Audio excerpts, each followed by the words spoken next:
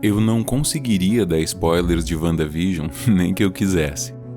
A série vai dispondo os elementos de uma forma meio misteriosa, uma forma meio enigmática, e fica meio difícil imaginar quais desses elementos são mais importantes, quais não são, e o que é que eles significam para o escopo amplo da série, pelo menos tendo visto só os episódios que já saíram.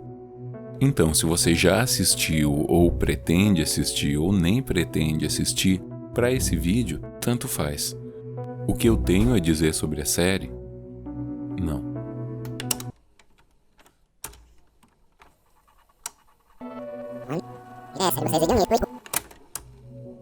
O que esse vídeo tem a dizer sobre a série não trata tanto da história que a série conta, e sim de como a série conta uma história, e da história necessária para que essa série possa existir.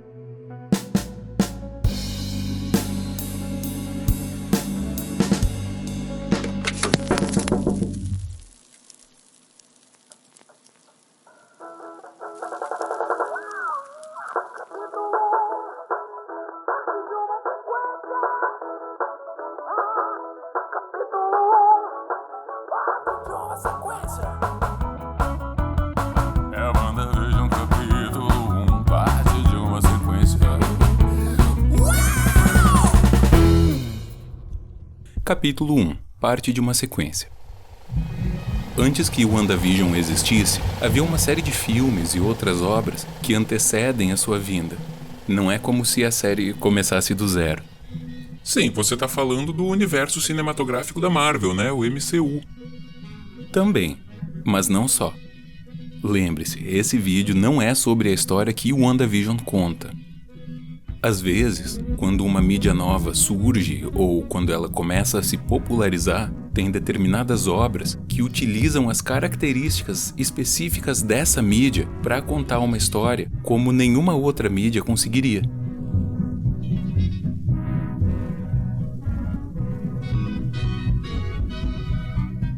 Em 1895, os irmãos Lumière começaram a fazer projeções públicas de seus filmes, e isso se tornou um grande marco da história do cinema.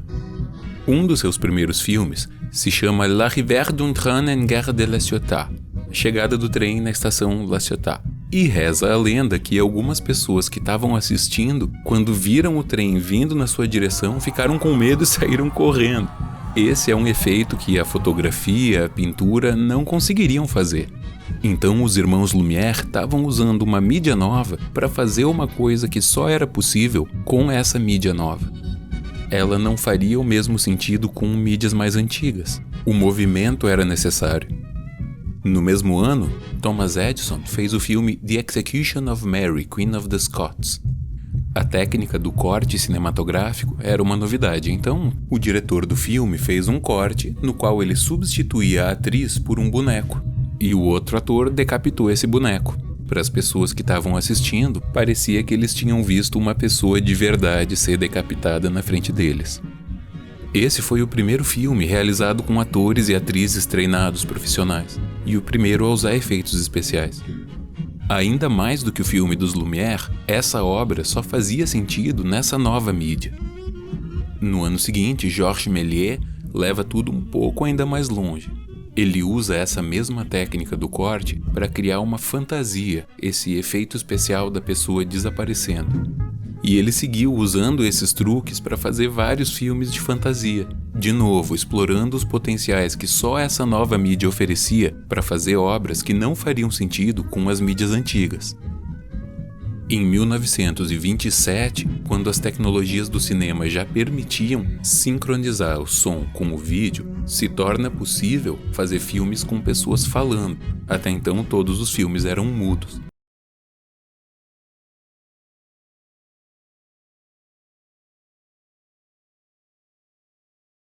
O primeiro filme de massas de alto orçamento a usar essa técnica é um filme até um pouco problemático que se chama The Jazz Singer, o cantor de jazz.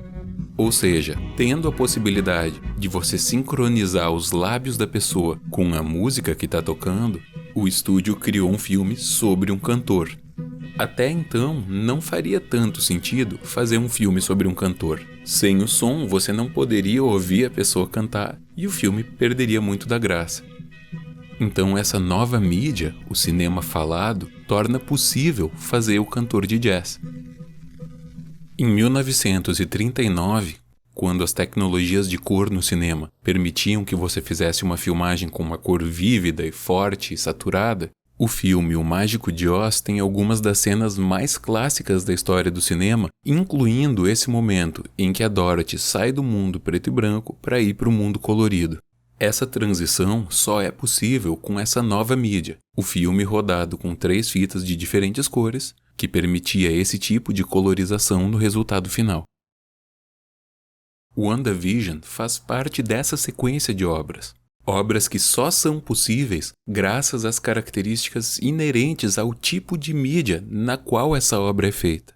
Ou, em outras palavras, obras em que os artistas usam as características específicas dessa mídia para criar a sua narrativa, para criar a sua história, para criar o seu resultado final.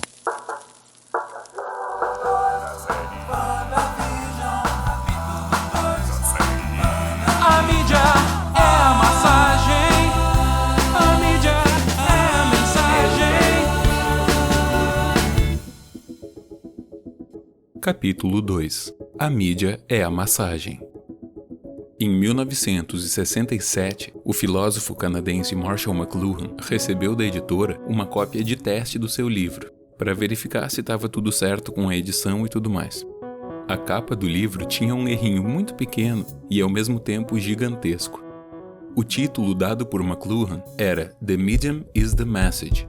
O meio é a mensagem, ou a mídia é a mensagem. Porém, na capa do livro tinha uma letrinha errada. Estava escrito The Medium is the Massage. O meio é a massagem. É claro que a gráfica ficou totalmente sem jeito e disse que iria consertar esse erro, e o McLuhan pediu que não, que deixasse assim. Que esse título, The Medium is the Massage, era um título melhor do que The Medium is the Message. Mas por que será que ele considerou esse título sem pé nem cabeça melhor do que o título original? Bom, tem vários motivos. Tem um trocadilho com Mass Age, a Era das Massas, que também pode ser a Era das Missas, mas tem um motivo que, para entender, a gente também precisa entender o que significa no livro essa frase, o meio é a mensagem. Pensa nas palavras forma e conteúdo. Imagina que você tem uma garrafa cheia de leite. O conteúdo dessa garrafa é o leite, e a forma que o leite tem é a forma da garrafa. Se você tirar o leite da garrafa e colocar em uma xícara, o conteúdo continua sendo o mesmo, que é o leite, mas a forma vai se transformar. Ele vai ficar com o formato da xícara. Bom, então a gente entende o que é forma e o que é conteúdo, mas a gente também usa a palavra conteúdo para se referir à mídia. Quando a gente fala normalmente sobre comunicação e usa os termos forma e conteúdo, geralmente o conteúdo se refere às ideias, à lógica, à parte racional do que você está dizendo. E por forma, a gente vulgarmente entende o jeito de falar essas coisas.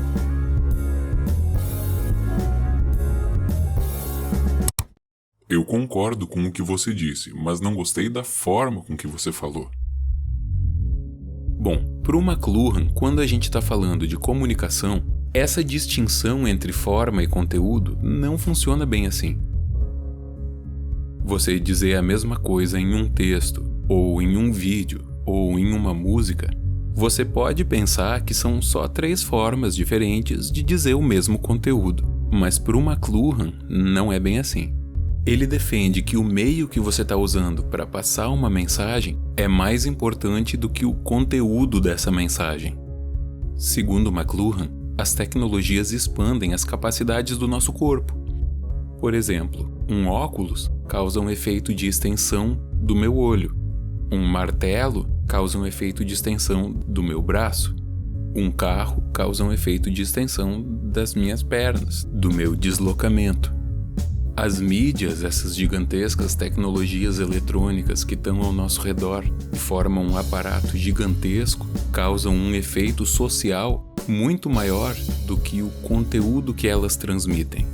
Então, segundo o McLuhan, a gente nunca deve desconsiderar o meio, a mídia, a forma com que uma ideia é passada. Pelo contrário, essa deveria ser a primeira coisa que a gente considera.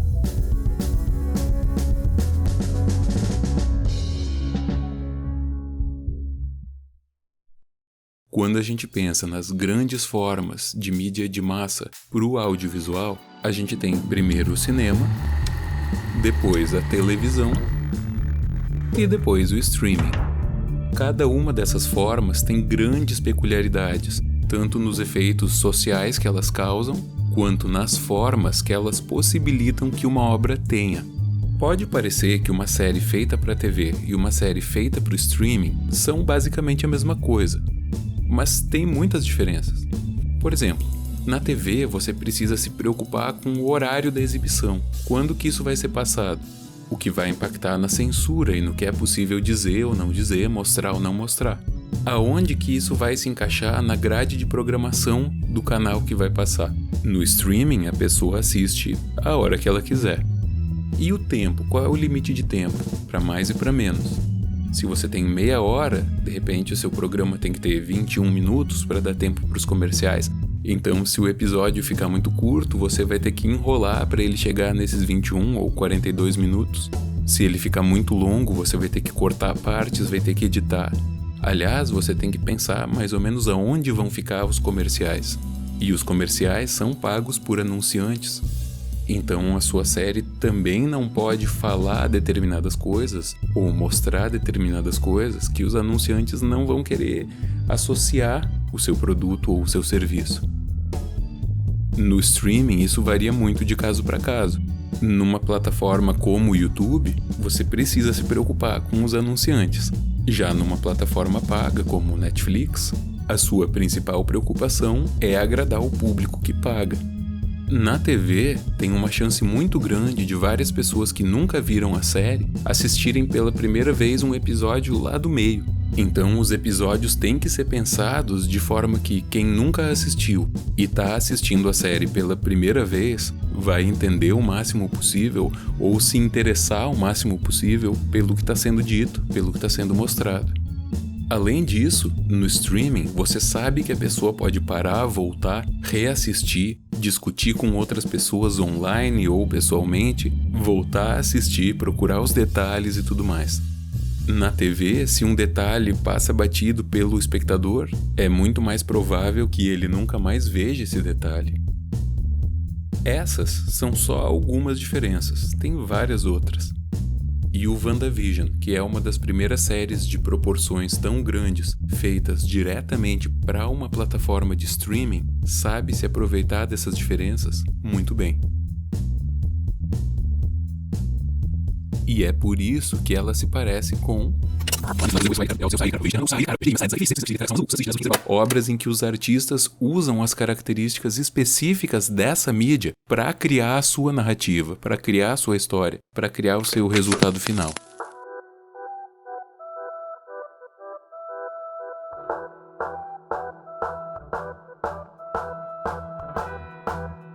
WandaVision capítulo 3 se chama Forme o conteúdo, forme o conteúdo, forme o conteúdo, forme o conteúdo, forme o conteúdo.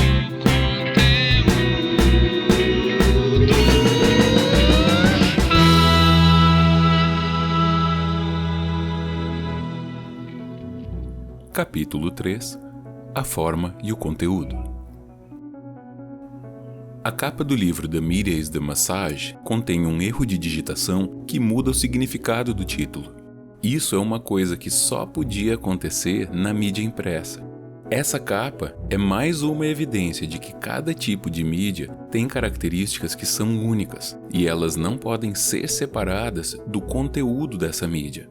O que você pode fazer é usar essas diferenças entre as mídias, enfatizar de propósito aquilo que essa mídia é e aquilo que ela não é. Por exemplo, Em O Cantor de Jazz, antes dos trechos em que o som surpreendentemente saía da boca dos atores, os diálogos aconteciam através de letreiros, a forma que era até então tradicional, o padrão do que era o cinema.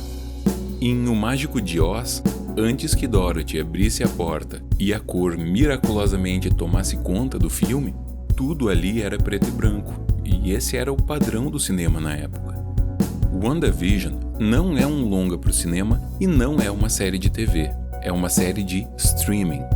Ao longo dos episódios, todas as referências a programas de TV precisam conviver com interrupções e pequenos eventos que vão causando um estranhamento. Enquanto a primeira camada de informação conta uma história que parece razoavelmente bem estruturada, tem outras camadas acontecendo simultaneamente que funcionam como pequenos fantasmas que pairam ao seu redor sem fazer nada de especial, mas que são pequenos incômodos que lembram que tem alguma coisa de errado acontecendo. Quando você está quase esquecendo que aquilo que você está assistindo não é um programa de TV, algo acontece para te lembrar que isso não é um programa de TV. Isso é outra coisa, é outra mídia. E essa história só pode ser contada da maneira como ela é contada nessa mídia. As continuidades, os detalhes, as referências discretas, os debates online, toda a lógica dessa série remete ao século XXI. A produção e a direção da série sabem que os episódios vão ser assistidos diversas vezes, esmiuçados, debatidos, recontextualizados, analisados até a exaustão. Essa é uma característica da tecnologia usada para fazer a série. E como o Marshall McLuhan falou, a tecnologia que a gente usa transforma o mundo ao nosso redor. Essa série, que tem uma protagonista com poderes de transformar a realidade, pode funcionar como um lembrete de que toda a estrutura de mídia que torna possível essa série também está transformando a nossa realidade. A gente pode aceitar isso passivamente, ou então